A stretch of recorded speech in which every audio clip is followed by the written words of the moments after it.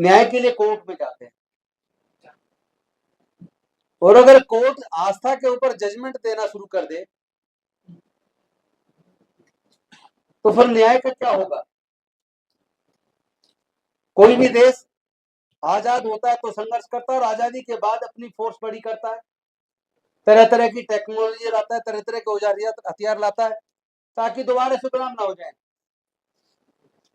लेकिन मैं आप सबसे पूछना चाहता हूं, क्योंकि मैं तो एक पॉलिटिशियन भी हूं, 2 बार एमएलए भी रह लिया, मंत्री भी रह लिया, और एक सोशल वर्कर भी हूं और वकील भी हूं। मैं आप सबसे पूछना चाहता हूं कि जो आपकी आजादी जिसको दिलाने के लिए लाखों लोगों ने कुर्बानी दी, आप लोग उस आजादी को बचाए रखने के लिए क्या कर रहे हो? आपका कंट्रीब्यूशन क्या है? ये मैं मतलब देश के सभी लोगों से कहना चाहता हूं। आपको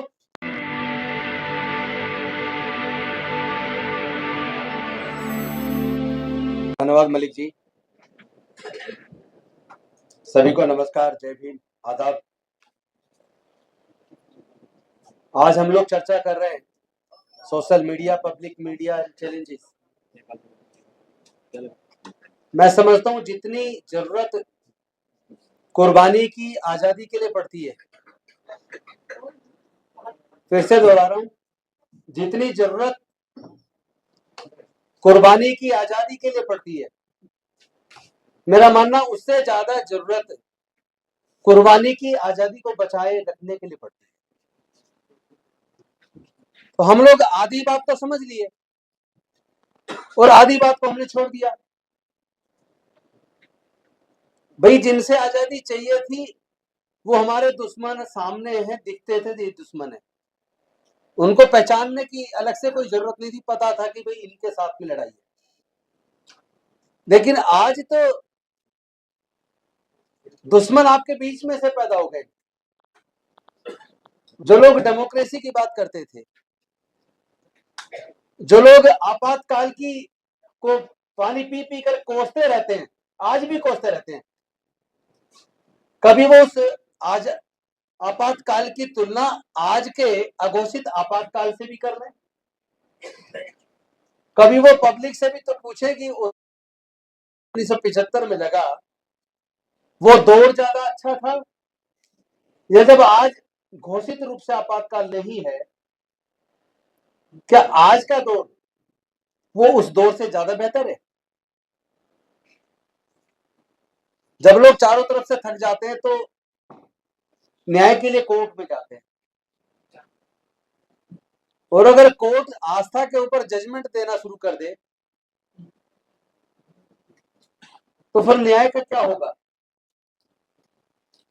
कोई भी देश आजाद होता है तो संघर्ष करता है, और आजादी के बाद अपनी फोर्स बड़ी करता है, तरह तरह की टेक्नोलॉजी लाता है, तरह तरह के औजार हथियार लाता है ताकि दोबारा से गुलाम ना हो जाए। लेकिन मैं आप सबसे पूछना चाहता हूं, क्योंकि मैं तो एक पॉलिटिशियन भी हूं, 2 बार एमएलए भी रह लिया, मंत्री भी रह लिया, और एक सोशल वर्कर भी हूं और वकील भी हूं। मैं आप सबसे पूछना चाहता हूं कि जो आपकी आजादी जिसको दिलाने के लिए लाखों लोगों ने कुर्बानी दी, आप लोग उस आजादी को बचाए रखने के लिए क्या कर रहे हो? आपका कंट्रीब्यूशन क्या है? ये मैं मतलब देश के सभी लोगों से कहना चाहता हूं, आपको अपनी खुद की आजादी और अधिकार सुरक्षित रखने के लिए आप क्या कर रहे हैं? आपका कंट्रीब्यूशन क्या है? धर्म के नाम पे आपको अंधा कर दिया गया है,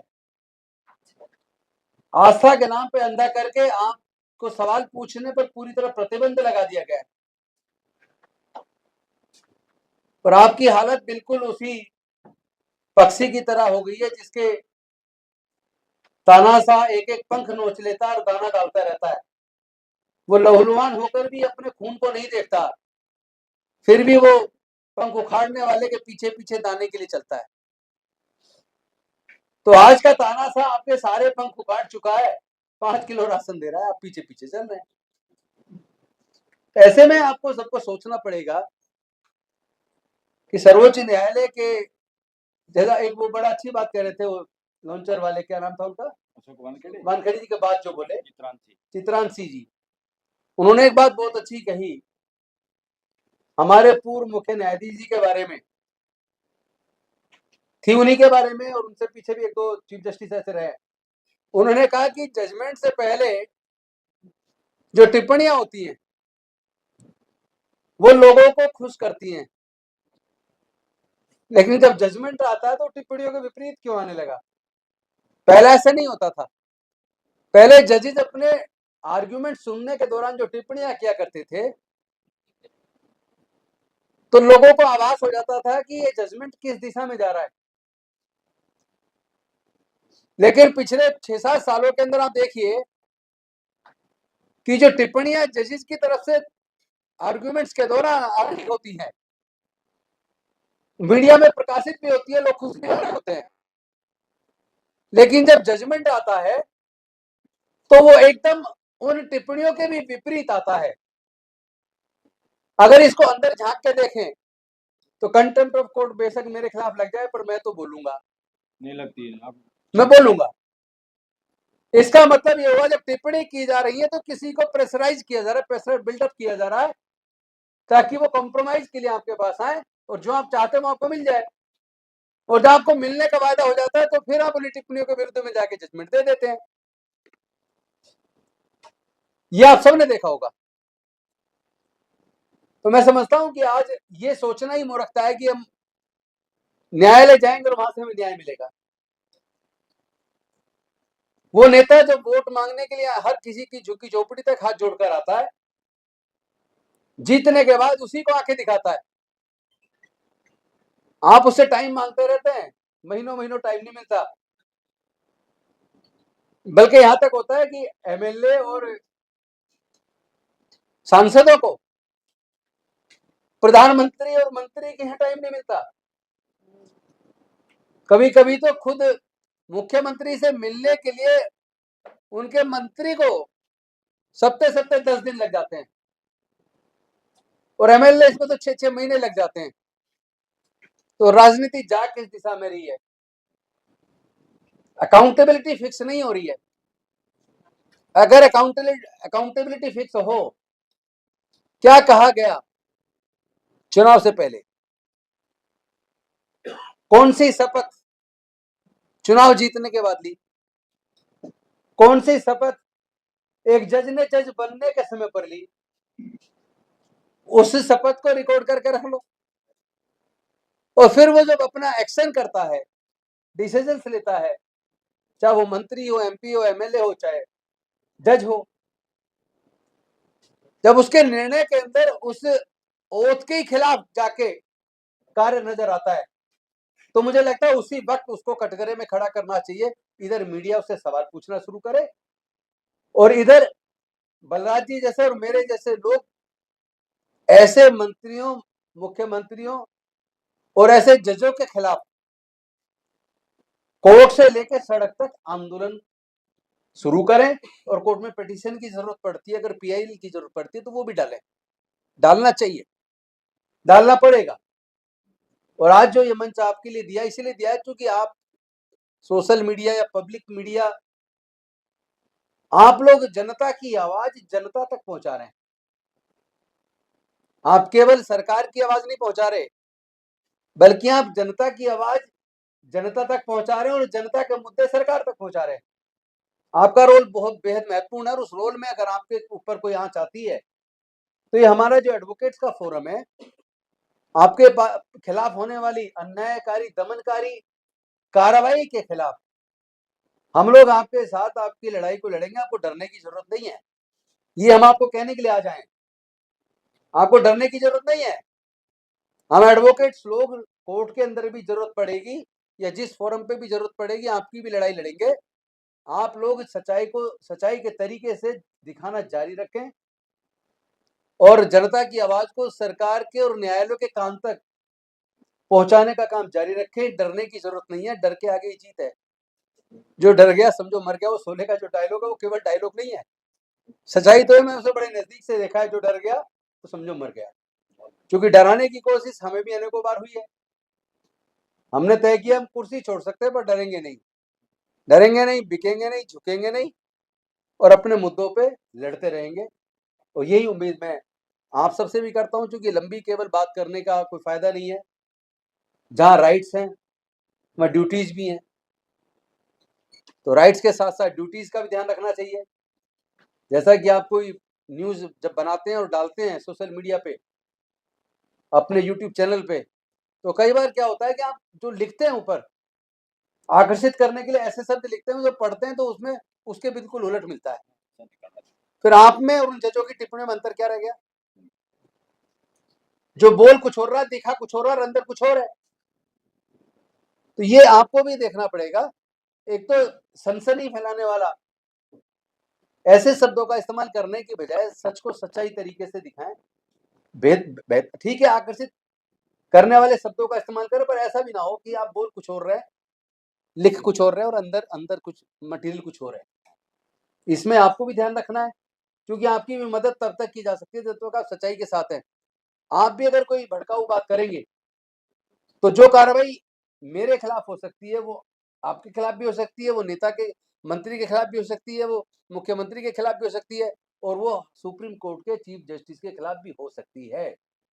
और मैं बिल्कुल इस बात को पसंद नहीं कर रहा हूं कि जो अभी पिछले दोनों हाई कोर्ट जज के खिलाफ लोकपाल ने एक नोटिस जारी किया और माननीय सर्वोच्च न्यायालय ने उस नोटिस को रद्द कर दिया, और साथ में ये भी कहा और लोग डर जाएंगे आपके सामने।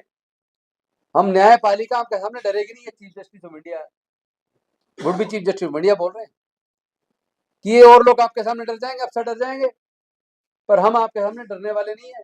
लोकपाल को कोई अधिकार नहीं है हमारे खिलाफ। भाई लोकपाल को अधिकार नहीं है, पर तुम्हारे खिलाफ तुम ही जांच करोगे। ये अधिकार तुम्हें किसने दे दिया? ये अधिकार किसने दे दिया आपको कि आपके खिलाफ कोई महिला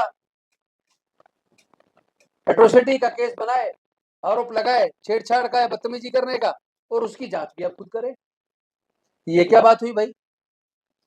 जब हम पढ़ते हैं एडमिनिस्ट्रेटिव लॉ में, मैं खुद एलएलएम में मैंने पढ़ा था, फिर प्रिंसिपल ऑफ नेचुरल जस्टिस, तो प्रिंसिपल ऑफ नेचुरल जस्टिस तो ये कहता है कि भाई जिसके खिलाफ शिकायत है वो खुद जांच ना करे, और दोषी को सुनवाई का पूरा मौका मिलना चाहिए, फेयर प्ले इन एक्शन होना चाहिए। ये तीन सिद्धांत है, एक फेयर प्ले इन एक्शन, दूसरा हियरिंग, जो सुनवाई का मौका मिलना चाहिए। अब आप जब अपने आप खुद जब निर्णय देते हैं, आप कटघरे में खड़ा करते हैं अधिकारियों को, तब आप ये कहते हैं कि there is clear cut violation of principle of natural justice. तो जिस बात को आप उन अधिकारियों के लिए कह रहे हो कि आप ही के खिलाफ केस किया और आप ही ने जांच करके अपने आप को साफ निकाल लिया, और उल्टा उस बेचारे कर्मचारी को सजा दे दी, उसको सस्पेंड कर दिया। तो भैया जब आप उस अधिकारी के बारे में उस केस को सुनते वक्त ये टिप्पणी, ये जजमेंट दे रहे हैं, तो फिर ये जजमेंट आप पे भी तो लागू होना चाहिए। जब आप ही के खिलाफ आरोप है तो फिर आप ही जांच क्यों कर रहे हो? कोई तो इंडिपेंडेंट एजेंसी जांच करे ना। लेकिन इस लड़ाई को लड़ना पड़ेगा, और इस लड़ाई को लड़ने में कुर्बानी की जरूरत पड़ेगी। तो हम में से मेरे जैसे साथी बहुत हैं जो तैयार है कुर्बानी के लिए। हम इस लड़ाई को लड़ेंगे, और चाहे जेल जाना पड़े, चाहे मरना पड़े। लड़ाई तो लड़ने, मरना तो वैसे भी एक दिन सबको है।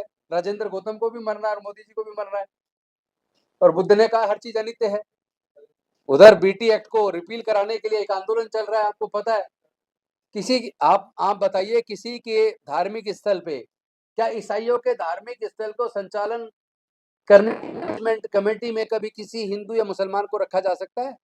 रखा गया पूरी दुनिया में? कोई नहीं रखा गया।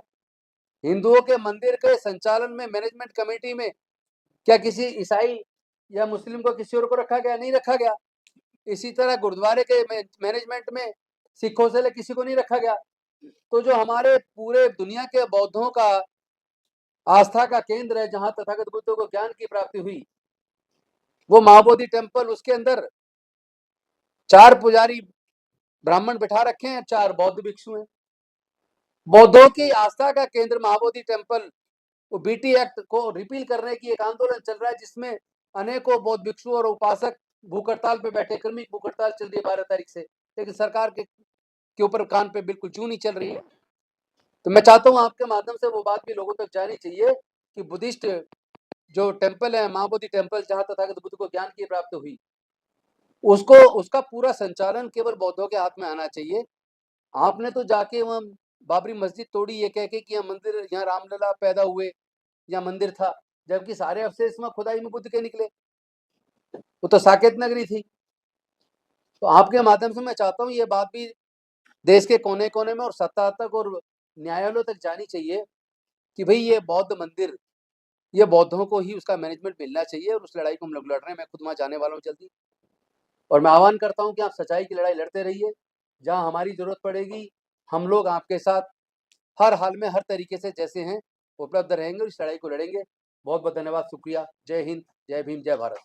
लोगों के बीच में कोई इशू जाता है और जब इंटेलिजेंस एजेंसी के इनपुट आते हैं तो सरकार को लगता है कि लोगों का मूड तो ये है। अभी भी उन्होंने लोगों का मूड भांप लिया था। हमारी बार काउंसिल के लोगों ने कह दिया था ये जो पॉइंट है तुम्हारे बकवास हैं, इनको खत्म करो। उस मीटिंग में चाय पिला के हाँ भर ली, ये हमारे बार काउंसिल के लीडरों ने बताया। मगर हो सकता है वो अंदर सौदेबाजी करके आए हों कि इन पे थोड़ा ध्यान करना। बोले तुम मत बोलो ना, हम देख लेंगे। तो वो तो बोले नहीं। जब देश के सामने आया, देश के सारे वकील इकट्ठे हो गए और किसी जाति, रिलीजन और धर्म के आधार पर नहीं बटे वो लोग, तो सरकार को समझ में आ गया।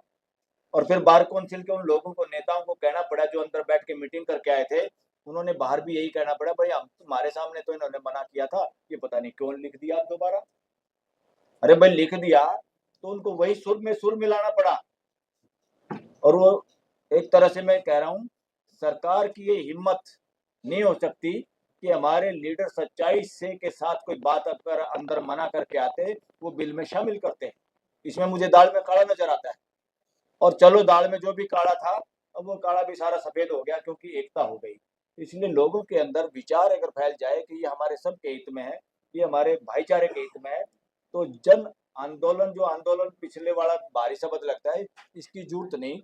जन वैचारिक जागरूकता की जरूरत है, उससे अपने आप बहुत कुछ हो जाता है। अगर आपको लगता है कि हमारा काम बहुजन समाज के लिए महत्वपूर्ण है, तो आप हमें आर्थिक सहयोग के लिए सीन दिखाए गए QR कोड स्कैन और फोन पे और गूगल पे और UPI और बैंक अकाउंट में कर सकते हैं।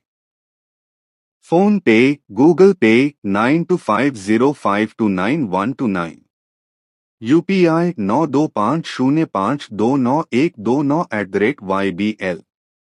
Bank account state bank of India AC 104299462008, IFSC code SBIN 00066563।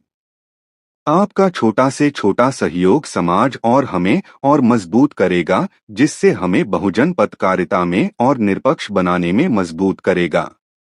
जय भीम, जय भारत।